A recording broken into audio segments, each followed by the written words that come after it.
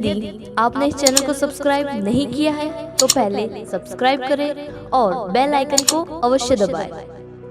उनके अंदर एक हल्दी में और दूसरा शिलाजीत के अंदर, ये नेचुरल स्टेरॉइड इन चीज़ों के अंदर हमने प्रयोग किया, इसका परीक्षण करा के देखा तो ये हानि नहीं करेगा, ये हमको आरोग्य देता है। तो लहसुन का प्रयोग किया करो। हम जो भोजन करते हैं उसमें कितने रस होते हैं बताओ? 6 रस होते हैं, लेकिन आंवले के अंदर है 5 और लहसुन के अंदर भी 5 हैं और छोटी हड़ के अंदर भी 5 हैं। खाना चाहिए। हाँ, उसको छील के टुकड़े करके ऐसे निगल सकते हैं। लहसुन को कभी चबाना नहीं चाहिए, इसमें एक एसिड होता है जो दांतों को खराब कर देता है, वो इसमें भी है और तुलसी में भी होता है। तो तुलसी भी नहीं चबानी चाहिए, उसको भी गोली से बना करके निगल जाओ पत्ता ऐसे, उसमें भी एक एसिड है और लहसुन में भी है। ये दोनों दांतों खराब करेंगे, आप कुछ चबा करके खाएंगे तो आप, तो उसको ऐसे लेना चाहिए।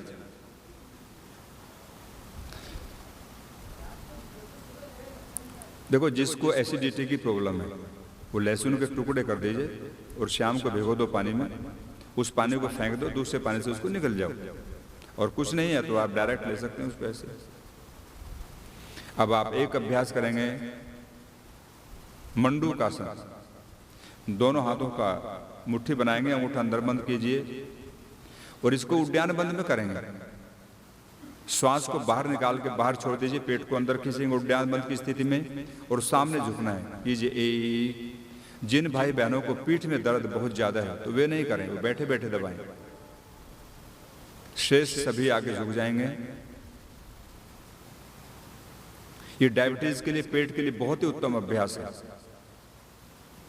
2 वापस आए। जिनको डायबिटीज है या पेट में कोई प्रॉब्लम है तो उसको ज्यादा बार करना चाहिए। फिर एक बार श्वास को बाहर निकालें और बाहर ही रोक दीजिए। उद्यान बंद लगाएंगे और सामने की ओर झुक जाएं। हमारी छाती घुटनों के पास आए और दृष्टि सामने।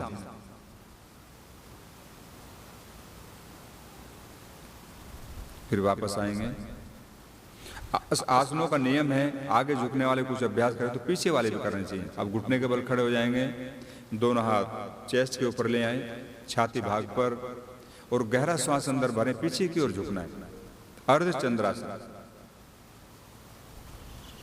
जितना झुक सकते हैं कीजिए।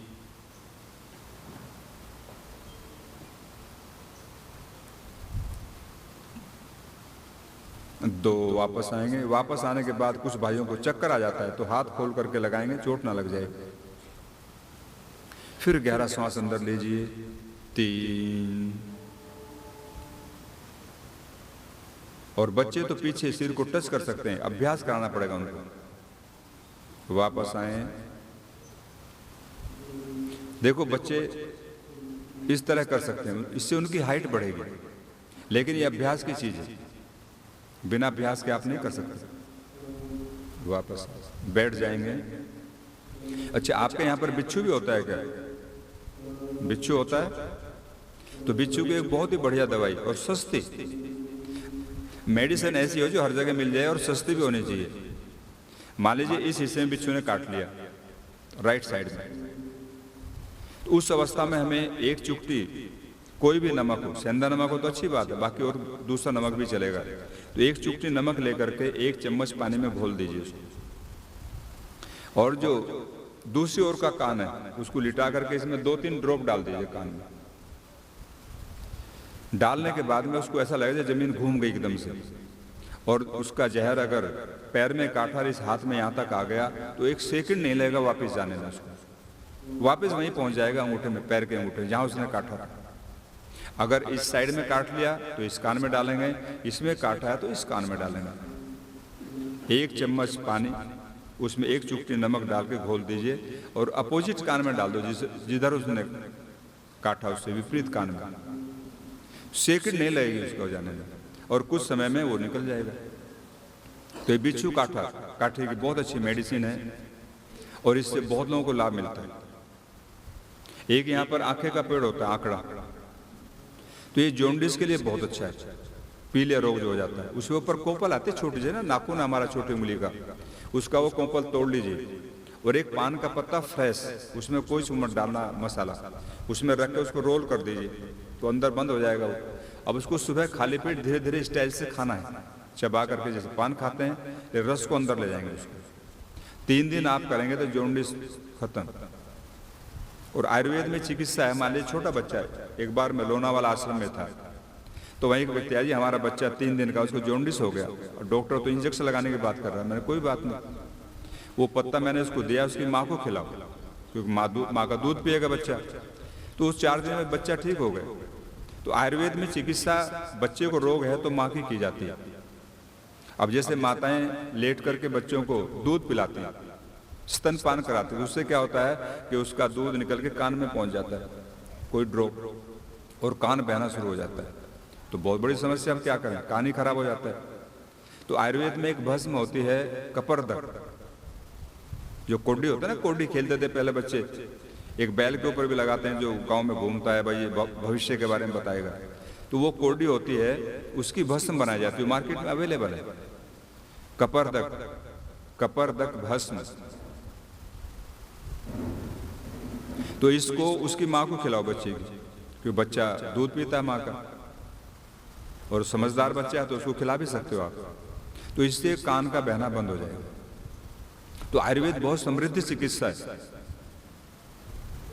एक वैद्य हुआ करते थे, अब तो चले गए हरियाणा में, मैं उनसे मिला जाकर के, उस समय वो 95 वर्ष के थे।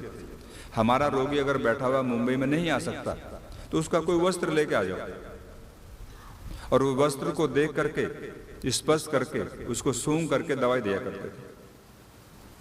ये जो व्यक्ति उनकी सेवा करता है वो आ जाए तो उसकी नब्ज देख करके, रोगी हमारा बैठा अमेरिका में, तो यहीं से उसकी दवाई लिख के देते थे। तो आयुर्वेद बहुत समृद्ध चिकित्सा है, इसका तो कुछ स्थान ही नहीं है, आप सोच नहीं सकते इसके बारे में।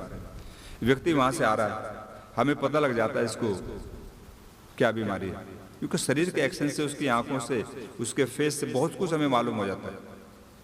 तो आयुर्वेद में एक्सरे कराने की जरूरत नहीं है भाई, ये तो पद्धति बहुत महंगी है और अब चली है, लेकिन प्राचीन जो ऋषियों ने हमें विधा दिया उसका तो कोई जवाब नहीं। मैं कई बार सोचता हूँ, हजारों जड़ी बूटियां हैं, उस समय तो कोई लैब भी नहीं था, तो कैसे मालूम किया कि ये लीवर में काम करती है, ये स्प्लीन में काम करती है, ये फेफड़ों के लिए काम करती है। तो उन्होंने ध्यान की गहराई में बैठ के देखा। आयुर्वेद कहता है कि जड़ी बूटियां बोलती हैं, वो वार्तालाप करती हैं इंसान से, लेकिन ऐसे नहीं करेंगे भाई, वो ध्यान में उसके बारे में चिंतन करना पड़ेगा। तो हमारी आत्मा से, अंदर से कोई ना कोई चीज निकलती है जो बताती है कि इसमें प्रयोग करो इसका। कई बार हमें भी होता है, कोई पेशेंट आया तो अंदर से विचार आता है कि इसको तो ये देना चाहिए, और उसको देते हैं, ठीक हो जाता है। तो आयुर्वेद अपने आप में बहुत समृद्ध चिकित्सा है, उसका कोई जवाब नहीं हो सकता। तो इसलिए हम आयुर्वेद के बहुत करीब आए।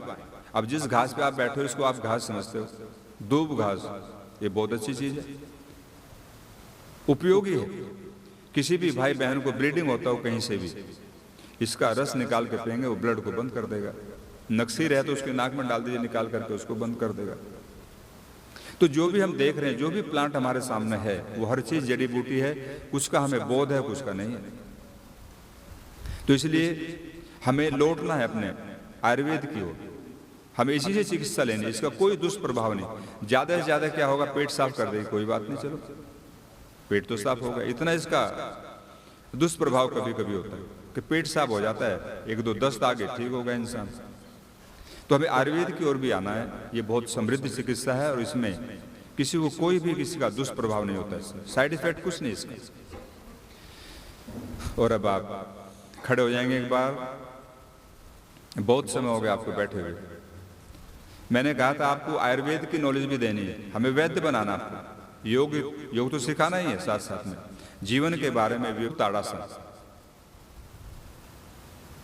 गहरा श्वास अंदर भरें, और श्वास भरने के बाद में हम पंजे के बल आएंगे, सामने देखते रहें, कीजिए 1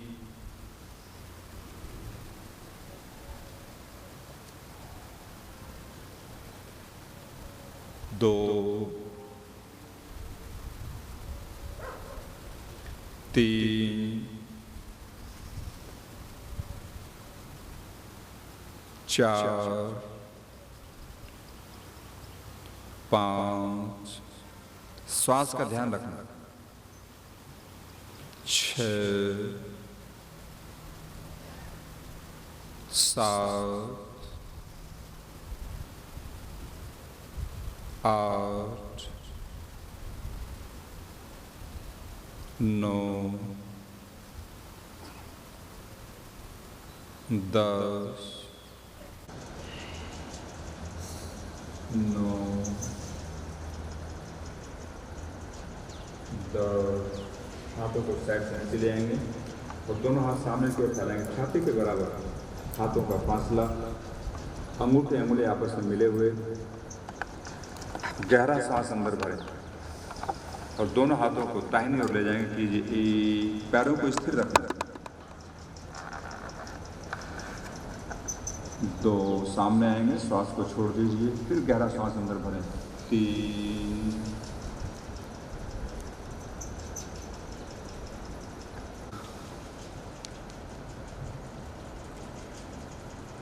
6 7 8 9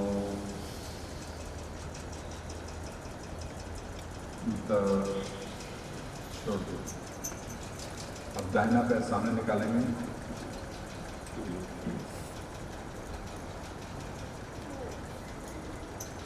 और गहरा सांस अंदर भरें, घुटने को सामने की ओर झुकाएंगे, सामने देखेंगे एक बार, और दोनों हाथों का वीरासन, हनुमान पोस्चर के नाम से इसको जानते हैं।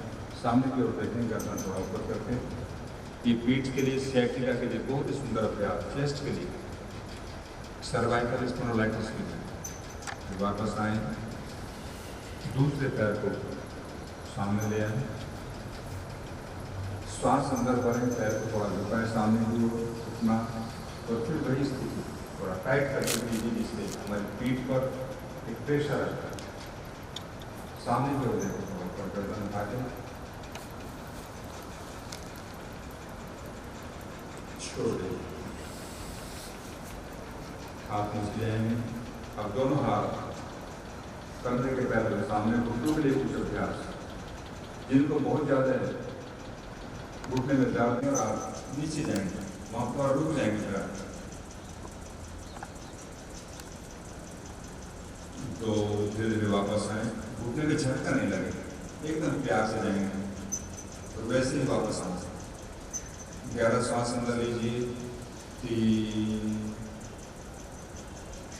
हमारे साइड की ओर जाएंगे, ऊपर वाला भाग सीधे। 2 धीरे धीरे वापस आए, बहुत ही प्यार से आना है। फिर गहरा सांस अंदर लीजिए। 3 4 5 6 छोड़ दो। और अब आप दोनों हाथ कटी पर ले आएंगे, कटी चल सामने देखेंगे, विपरीत दिशा से।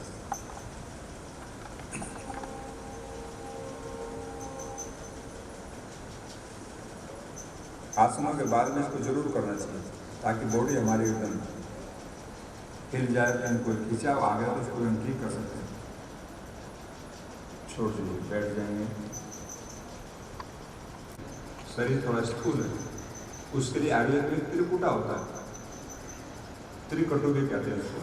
काली मिर्च, सौंठ और पीपल, ये गर्म मसाले में आता है। पीपल होता है शहतूत की तरह का, तो इन तीनों को बराबर लीजिए, ले लेंगे आप मात्रा में। काली मिर्च, सौंठ और पीपल बराबर लेकर के इनका पाउडर कर लीजिए आप, और लगभग 3 से 4 ग्राम। बच्चे हैं तो कम कर दें इसकी मात्रा, और युवा है तो 3 से 4 ग्राम। सुबह खाली पेट गर्म पानी से ले लें इसको, 2 घंटे तक भी कुछ ना खाना, तो ये वेट को कम करेगा। जो बढ़ा हुआ फैट है उसको ये कम करेगा।